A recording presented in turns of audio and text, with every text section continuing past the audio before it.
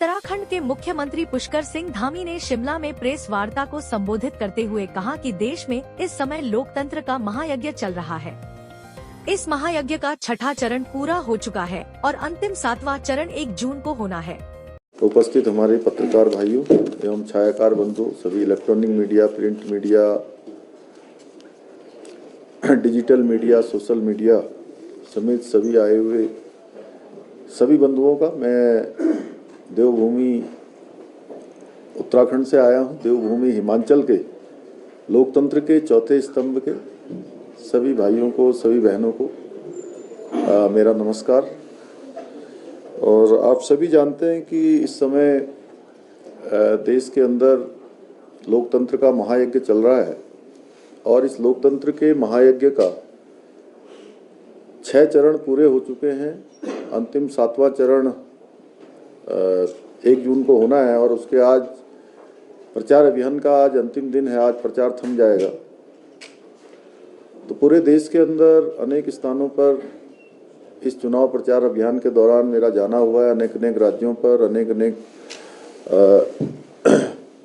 Road show के माध्यम से, रैलियों के माध्यम से, जनसंवाद के माध्यम से पूरे देश में जाने के बाद मैं एक बात कह सकता हूं कि पूरे देश में जिस प्रकार का वातावरण है, पूरब, पश्चिम, उत्तर, दक्षिण, कश्मीर से लेकर कन्याकुमारी और अटक से लेकर कटक तक संपूर्ण देश के अंदर, थोड़ा माइक से नजदीक कर लो, कम आ रही है क्या?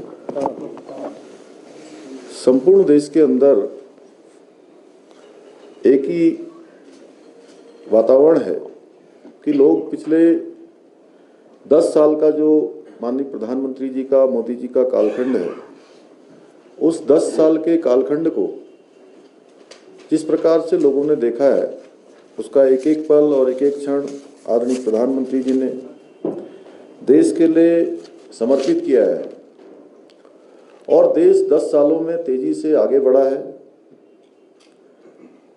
और हमारी पार्टी भी इस लोकसभा के चुनाव को बहुत ही सकारात्मक मुद्दों पर लड़ना चाहती थी और इसलिए बीते 10 वर्षों का जो रिपोर्ट कार्ड था वो जनता के समक्ष प्रस्तुत किया गया। किंतु जो कांग्रेस का मैनिफेस्टो था, उस मैनिफेस्टो में तुष्टीकरण और एक वर्ग विशेष को लाभ पहुंचाने का उस मैनिफेस्टो में पूरा उन्होंने उल्लेख किया था।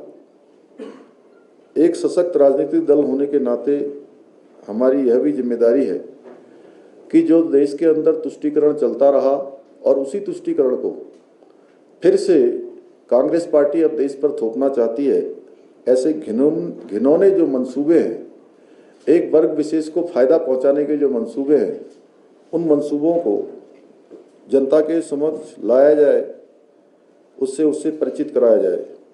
बीते 10 वर्षों में जिस प्रकार से इंफ्रास्ट्रक्चर का विकास हुआ है, देश के अंदर एक्सप्रेस वे बने हैं, रेलवे, वंदे भारत जैसी हमारी ट्रेनें, स्वदेशी ट्रेनें देश को समर्पित हुई हैं।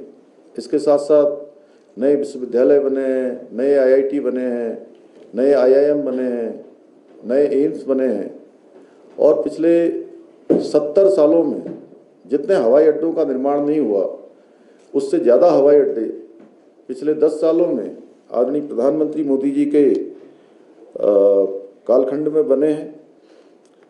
सोलर एनर्जी पर भी फोकस किया गया है और इसके साथ साथ देश में जो अनेक प्रकार की चुनौतियां देश के अंदर आई हैं, उन चुनौतियों पर भी उनको स्वीकार करते हुए पूरे देश की भावनाओं के अनुरूप, जरूरत के अनुरूप आदरणीय प्रधानमंत्री जी ने देश को आगे बढ़ाने का काम किया है। चाहे वो कोरोना जैसी महामारी का सामना करना हो या मुफ्त का टीकाकरण इतने बड़े देश के अंदर बिना किसी रुकावट के उसको संपन्न कराना हो, या गरीब कल्याण अन्न योजना जिसमें 5 किलो अन्न मुफ्त में देने की योजना हो, जन कल्याण और गरीब कल्याण सदैव ये हमारे प्रधानमंत्री आदरणीय मोदी जी की प्राथमिकताओं में रहे हैं। बात करें इंडी गठबंधन की, बात करें राहुल गांधी की बात करें या देश के अंदर अनेक शहजादे हैं। शिमला से कैमरामैन युगमार्ग टीवी।